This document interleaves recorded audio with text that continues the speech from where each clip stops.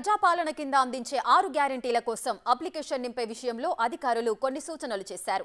అప్లికేషన్ను ఎలా నింపాలి, ఏ పత్రాలు జత చేయాలి అన్న విషయాలను మా ఇన్పుట్ ఎడిటర్ పవన్ అందిస్తారు.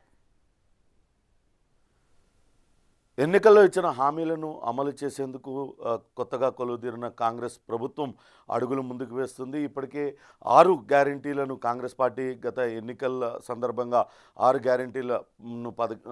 గ్యారెంటీలను ప్రకటించింది. 6 గ్యారెంటీల్లో మొదటిది మహిళలకు ఉచిత బస్సు ప్రయాణం. ఇప్పటికే దాన్ని సక్సెస్ఫుల్గా అమలు చేస్తున్నారు. మిగతా 5 గ్యారెంటీలకు సంబంధించి ఒక దరఖాస్తు ఫారంను కాంగ్రెస్ పార్టీ ప్రభుత్వం పెట్టింది. దీనికి నిన్న 28వ తారీఖు నుంచి జనవరి 6 తారీఖు వరకు దరఖాస్తులు స్వీకరించనున్నారు.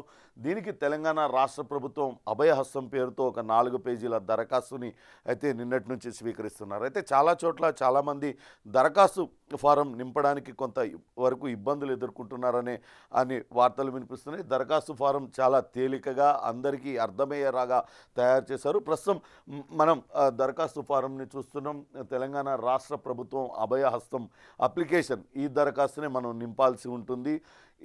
చాలా సులభతరంగా 4 పేజీలలో ఈ అప్లికేషన్ ఉంటుంది. ఇది మొదటి పేజీని మనం చూస్తున్నాం. మొదటి పేజీలో ముఖ్యమంత్రి రేవంత్ రెడ్డితో పాటు ఉప ముఖ్యమంత్రి బట్టి విక్రమార్క ఫోటోలు పెట్టి ఈ అప్లికేషన్ ఫామ్ పెట్టారు. ఇందులో మొత్తం 5 గ్యారెంటీలకు సంబంధించి మనం ఇందులో 5 గ్యారెంటీల అమలుకు సంబంధించి వాటికి మనం అప్లై చేసుకోవడానికి దరఖాస్తు ఉపయోగపడుతుంది. మహాలక్ష్మి, రైతు భరోసా, గృహజ్యోతి, ఇందిరమ్మ ఇండ్లు, చేయూత పథకముల కోసం మొత్తం అన్ని 5 గ్యారెంటీలకు సంబంధించి ఒకటే దరఖాస్తు ఫారంని వాళ్ళు ఏర్పాటు చేశారు. మొదటగా చూసుకున్నట్లయితే ముందుగా ఇంటి దరఖాస్తుదారు అంటే ఇంటి యజమాని పేరును ఇక్కడ రాయాలి. ఈ కాలంలో యజమాని పేరు రాయాలి. తర్వాత మహిళ అయితే మహిళ పేరు, పురుషుడైతే పురుషుడు పేరు రాయాలి. ఇంటి యజమానిగా ఎవరున్నారో వాళ్ళ పేరు రాయాలి. తర్వాత ఈ చెక్ బాక్సులలో వాళ్ళు స్త్రీ అయితే స్త్రీ అని, పురుషుడైతే పురుషుడు, లేకపోతే ఇతరులు దీనిలో చెక్ బాక్స్లో టిక్ పెట్టాల్సి ఉంటుంది. అలానే ఏ సామాజిక వర్గానికి చెందిన వాళ్ళు, ఎస్సీ, ఎస్టీ, బీసీ, మైనారిటీ, ఇతరులు దీనికి సంబంధించి ఇందులో ఈ చెక్ బాక్స్లో టిక్ పెట్టాల్సి ఉంటుంది. ఇక ఇక్కడ ఫోటో దరఖాస్తుదారుని ఫోటో అంటించాల్సి ఉంటుంది. ఇట్లా దరఖాస్తు సంఖ్య అనేది వాళ్ళు నింపుకుంటారు. ఇక్కడ ఫోటో ఏర్పాటు చేసుకోవాలి. తర్వాత పుట్టిన తేదీ, ఆధార్ కార్డ్ నంబర్ ఇందులో వివరంగా రాయాలి. ఒకవేళ రేషన్ కార్డ్ ఉంటే రేషన్ కార్డ్ నంబర్ ఇక్కడ వేయాలి. లేని పక్షంలో ఈ కాలంని అలానే వదిలేయవచ్చు. మొబైల్ నంబర్ మాత్రం తప్పులు లేకుండా చక్కగా రాయండి. ఎందుకంటే ఈ మొబైల్ నెంబర్ అనేది చాలా ముఖ్యం. దీనికే మనకు మెసేజ్ వస్తుంది, మన దరఖాస్తు వాళ్ళు స్వీకరించినట్టుగా మెసేజ్ వస్తుంది. అట్లనే ఏ పథకానికి మనం అర్హులుగా మనం అందులో మనం పెట్టుకున్నామో, అర్జీ పెట్టుకున్నామో, దరఖాస్తు పెట్టుకున్నామో దానికి సంబంధించిన వివరాలన్నీ కూడా ఈ మొబైల్ ఫోన్ పైన ఈ మొబైల్ నెంబర్కే వస్తాయి. కాబట్టి మొబైల్ నెంబర్ను తప్పులు లేకుండా జాగ్రత్తగా రాయాలి. అలానే ఆ ఇంటి యజమాని వృత్తి ఏంటనేది కూడా రాయాలి. ప్రైవేట్ ఉద్యోగి అయితే ప్రైవేట్ ఉద్యోగి, లేకుంటే ఏదైనా కుల వృత్తులలో ఉంటే కుల వృత్తి ఏంటి అనేది రాయాలి. ఇక కింద వచ్చేసరికి కుటుంబ సభ్యుల వివరాలు అనేది ఒక కాలం ఇచ్చారు. ఇందులో మనం చూస్తున్నాం 1, 2, 3, 4, 5, 6, 7 గడులు ఉన్నాయి. మొదటి గడిలో కుటుంబ యజమాని పేరు రాయాలి. దరఖాస్తుదారునితో సంబంధం అనే దగ్గర సెల్ఫ్ అని రాసుకోవాలి. ఆయన పురుషుడా స్త్రీయా అనేది రాయాలి. పుట్టిన తేదీ, ఆధార్ నంబర్. అలానే ఆ కింద ఒకవేళ పైన కనుక పురుషుడి పేరు రాసి ఉంటే కింద ఆయన భార్య పేరు, ఇక్కడ భార్య పేరు రాయాలి. ఇక్కడ దరఖాస్తుదారునితో సంబంధం అన్న దగ్గర వైఫ్ భార్య అని రాయాలి. అట్లనే లింగం స్త్రీ, పుట్టిన తేదీ రాయాలి, ఆధార్ నంబర్. అలానే ఇతర కుటుంబ సభ్యులందరి పేర్లు వరుస క్రమంలో రాసుకుంటూ రావాలి. వాళ్ళకి దరఖాస్తుదారునితో వాళ్ళకున్న సంబంధం ఏంటి, తండ్రా, తల్లి, కుమారుడా, కుమార్తె, వైఫా అనేది అంతా రాయాలి. వాళ్ళ లింగం ఏంటనేది, వాళ్ళు మేల్ ఆర్ ఫిమేల్ అనేది ఈ కాలంలో నింపాలి. పుట్టిన తేదీతో పాటు ఆధార్ నంబర్లన్నీ కూడా ఈ పేజీలో మొదటి పేజీలో నింపాలి.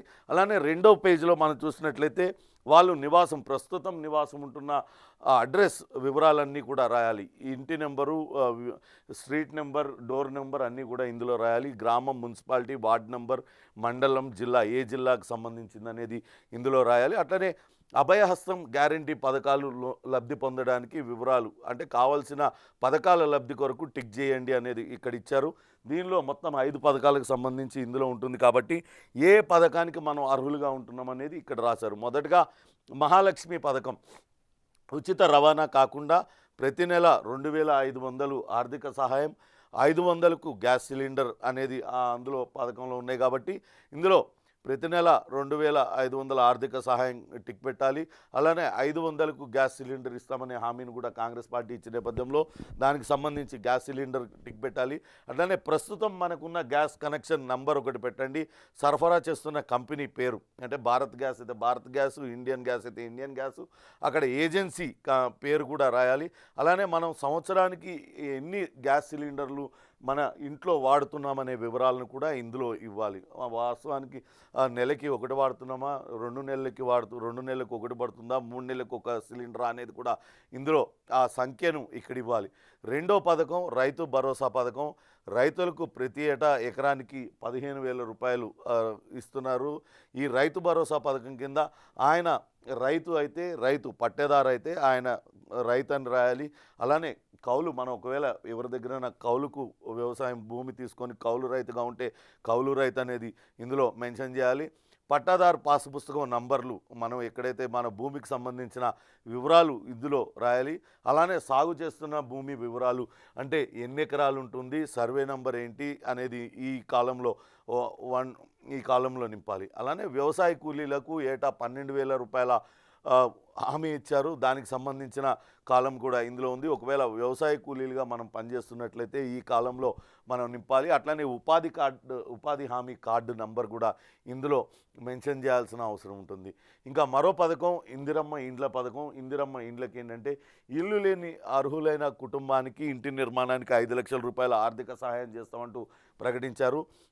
దానికి సంబంధించి ఇందులో టిక్ పెట్టాలి.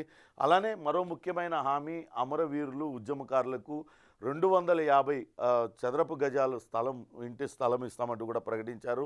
ఇల్లు లేని పేదవాళ్ళు దీనిలో టిక్ పెట్టాలి. అట్లనే తెలంగాణ రాష్ట్ర సాధన కోసం తెలంగాణ ఉద్యమంలో కీలకంగా పాల్గొన్న వాళ్లకు ఈ కాలం వర్తిస్తుంది. అలానే అమరవీరుల కుటుంబం ఇందులో టిక్ పెట్టాలి. అమరవీరుల పేరు, ఎవరైతే తెలంగాణ ఉద్యమ సమయంలో తమ ప్రాణాలు కోల్పోయారో వాళ్ళ పేరు రాయాలి. అమరులైన సంవత్సరం, వాళ్ళు ఏ సంవత్సరంలో ఆయన మృతి చెందాడు అనేది రాయాలి. దానికి సంబంధించిన కేసు ఎఫ్ఐఆర్ నమోదై ఉంటుంది కాబట్టి ఎఫ్ఐఆర్ నెంబరు, అలానే డెత్ సర్టిఫికేట్ నెంబర్ని ఇక్కడ మెన్షన్ చేయాల్సి ఉంటుంది. తెలంగాణ ఉద్యమంలో పాల్గొన్నారా అని అంటే అవును, కాదు. ఒకవేళ పాల్గొన్నప్పుడు ఏమన్నా కేసులు నమోదైనట్లయితే వాటికి సంబంధించిన ఎఫ్ఐఆర్ నంబరు, ఎఫ్ఐఆర్ నమోదు అయిన సంవత్సరాన్ని కూడా మెన్షన్ చేయాలి. అలానే జైలుకు వెళ్ళినట్లయితే ఆ వివరాలను కూడా ఇందులో మెన్షన్ చేయాలి. జైలు పేరు, అంటే ఏ జైలుకు వెళ్ళారు, ఒకవేళ చెంచల్గూడ అయితే చెంచల్గూడ, చర్లపల్లి అయితే చర్లపల్లి, ఆయా జిల్లాల సెంట్రల్ జైల్లో ఎక్కడంటే ఆ జైలు పేరు రాయాలి, అక్కడ ఆ స్థలం రాయాలి. శిక్ష సంబంధిత వివరాలు, అంటే మనం ఎంతకాలం ఉద్యమం కాలంలో ఎంతకాలం జైల్లో ఉన్నామనే దానికి సంబంధించిన వివరాలు ఇందులో పెట్టాలి. ఇంకా మూడోది గృహజ్యోతి పథకం కింద ప్రతి కుటుంబానికి నెలకి 200 యూనిట్ల వరకు ఉచిత విద్యుత్తు ఇస్తామని చెప్పిన నేపథ్యంలో ఆ ఉచిత విద్యుత్తుకు సంబంధించింది. అలానే మనకు నెలకు గృహ విద్యుత్ వినియోగం ఎంత జరుగుతుంది, ఒకవేళ 100 యూనిట్ల లోపు మనం వాడుతున్నట్లయితే ఈ చెక్ బాక్స్లో మనం టిక్ పెట్టాలి. 100 నుంచి 200 యూనిట్ల వరకు వాడుతున్నట్లయితే ఈ చెక్ బాక్స్లో టిక్ పెట్టండి. 200 యూనిట్లు ఆ పైన కనుక మనకు బిల్లు వస్తుంది, అంతకన్నా ఎక్కువ వాడుతున్నట్లయితే అందులో ఆ చెక్ బాక్స్లో మీరు టిక్ చేయాలి. అట్లానే మనం ప్రస్తుతం ఏదైతే ఇంటికి కరెంటు మీటర్ ఉందో ఆ మీటర్ కనెక్షన్ సంఖ్యను ఇక్కడ పేర్కొనాలి, ఇక్కడ స్పష్టంగా రాయాలి. మరొక పథకం చేయూత పథకం. ఇది అటు కుల వృత్తుల వారికి అలానే దివ్యాంగులకు అందరికీ కూడా ఈ చేయూత పథకం కింద ఇస్తున్నారు. 4,000 రూపాయల పెన్షన్ను దివ్యాంగులకేమో 6,000 రూపాయల పెన్షన్ ఇస్తున్నారు. అందులో ఈ వివరాలన్నీ కూడా మెన్షన్ చేయాలి. మొదటగా దివ్యాంగులు, ఒకవేళ దివ్యాంగులు అయ్యి ఉంటే మాత్రం వాళ్ళు డిఫరెంట్లీ ఏబుల్డ్ పీపుల్, వాళ్ళు ఇందులో ఈ చెక్ బాక్స్లో టిక్ పెట్టాలి. వాళ్ళకు ఒక యూనిక్ ఐడి నెంబర్ ఉంటుంది, సదరన్ సర్టిఫికేట్ నెంబర్ అనేది. ఆ సదరన్ సర్టిఫికేట్ నెంబర్ని ఇందులో మెన్షన్ చేయాలి. దాన్ని బట్టి ఆ సదరన్ సర్టిఫికేట్ నెంబర్ ద్వారా వాళ్ళు ఏ రకమైన దివ్యాంగులు, ఎంత పర్సెంటేజ్ వాళ్ళకు ఉంది, తదితర వివరాలన్నీ కూడా వాళ్ళకి తెలిసే అవకాశం ఉంటుంది. కాబట్టి ఈ సదరన్ సర్టిఫికేట్ నెంబర్ ఇవ్వాలి. ఇక నెంబర్ 2 కాలంకి వచ్చేసరికి వాళ్ళు వేర్వేరు కేటగిరీస్ వాళ్ళు ఉన్నారు. అందులో వృద్ధాప్య పింఛన్, ఒకవేళ వృద్ధాప్య పింఛన్ కోసం అప్లై చేసుకునే వాళ్ళైతే ఈ చెక్ బాక్స్లో గీత కార్మికులకు కూడా ఈసారి చేయూత పథకం కింద తీసుకొచ్చారు. డయాలసిస్ బాధితులని తీసుకొచ్చారు. బీడీ కార్మికుల జీవన భృతి తీసుకొచ్చారు. చేనేత కార్మికులకి తీసుకొచ్చారు. అలానే బీడీ టేకేదార్ జీవన భృతి అనేది కూడా తీసుకొచ్చారు. మనం ఏ కేటగిరీకి సంబంధించిన వాళ్ళం ఒకవేళ వృద్ధాప్య పెన్షన్కి అప్లై చేయాలనుకుంటే ఈ చెక్ బాక్స్, గీత కార్మికులు కళ్ళు గీత కార్మికుల కోసం అనుకుంటే ఈ చెక్ బాక్స్లో, డయాలసిస్ బాధితులు కిడ్నీ వ్యాధిగ్రస్తులు ప్రతి నెల డయాలసిస్ ప్రతిరోజు కూడా డయాలసిస్ చేయించుకుంటూ ఉండాలి. వాళ్ళకి సంబంధించిన వాళ్ళైతే ఈ చెక్ బాక్స్లో, బీడీ కార్మికులకు కూడా జీవన భృతి ఇవ్వబోతున్నారు. వాళ్ళకి సంబంధించింది. అట్లనే ఒంటరి మహిళ జీవన భృతి అనేది ఇక్కడ ఇచ్చారు. ఒంటరి మహిళలు ఎవరైనా సరే ఉంటే ఇందులో పెట్టుకోవచ్చు. అట్లనే వితంతు పింఛన్కి సంబంధించి ఇక్కడ కాలంని ఏర్పాటు చేశారు. వితంతు పింఛన్ కోసం అప్లై చేసుకోవచ్చు. చేనేత కార్మికులైతే ఆ చెక్ బాక్స్లో, ఎయిడ్స్ వ్యాధిగ్రస్తుల కోసం వాళ్ళకు కూడా ఒక చెక్ బాక్స్లో పెట్టాలి. ఫైలేరియా బాధితులు, బోధకాలు బాధితుల కోసం కూడా ప్రత్యేకంగా ఇందులో ఏర్పాటు చేశారు. బోధకాలు బాధితులు ఎవరైనా ఉంటే ఫైలేరియా బాధితులు అందరూ కూడా అందులో పెట్టాలి. ఇక బీడీ టేకేదార్ జీవన భృతి అనే వాళ్ళు కూడా అందులో మెన్షన్ చేసుకోవాలి.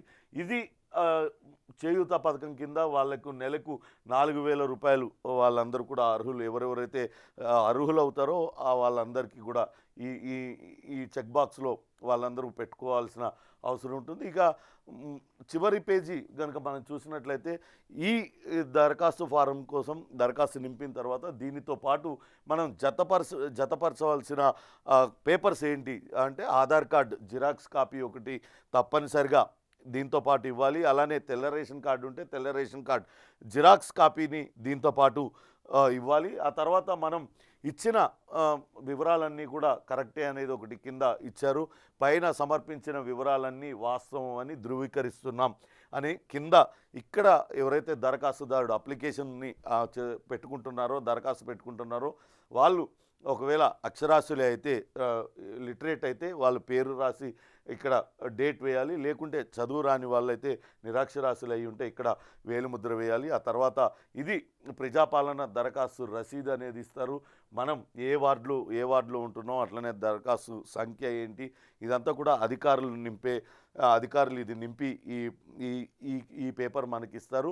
అలానే మనం ఏ పథకానికి అప్లై చేసుకున్నాం తదితర వివరాలన్నీ కూడా ఈ మొదటి పేజీలో మనం నింపే మొబైల్ నెంబర్కు అన్నీ కూడా మెసేజ్ రూపంలో వస్తాయి. మీరు పలానా పథకం కోసం అప్లై చేసుకున్నారు, ఈ పథకానికి మీరు లబ్ధిదారులు అయ్యారు, మీరు అర్హులు అయ్యారు అనే మెసేజ్ ఈ నెంబర్కి వస్తుంది. కాబట్టి మొదటి పేజీలో ఏదైతే మొబైల్ నెంబర్ని ఇచ్చారో ఆ మొబైల్ నెంబర్ నింపేటప్పుడు జాగ్రత్తగా నింపాలి. అట్లనే ఆధార్ నెంబర్ కూడా ఖచ్చితంగా తప్పులు లేకుండా నింపండి. చాలామందికి ఒక సందేహం ఉంది, ఈ మొబైల్ నెంబర్ ఆధార్ కార్డుతో లింక్ అయ్యి ఉండే నెంబరే ఇవ్వాలా లేదా అనేది. అలా ఏం లేదండి. ఈ మొబైల్ నెంబర్ కేవలం వాళ్ళు మనకు మెసేజ్ ఇవ్వడానికి, లేకుంటే వాళ్ళకు మనం పెట్టిన దానిలో ఏదైనా సందేహాలు కలిగితే దానికి సంబంధించిన వాళ్ళు మనతో కాంటాక్ట్ అవ్వడం కోసమే ఈ మొబైల్ నెంబర్. కాబట్టి ఈ మొబైల్ నెంబర్ మాత్రం జాగ్రత్తగా నింపాలని కోరుతున్నాం.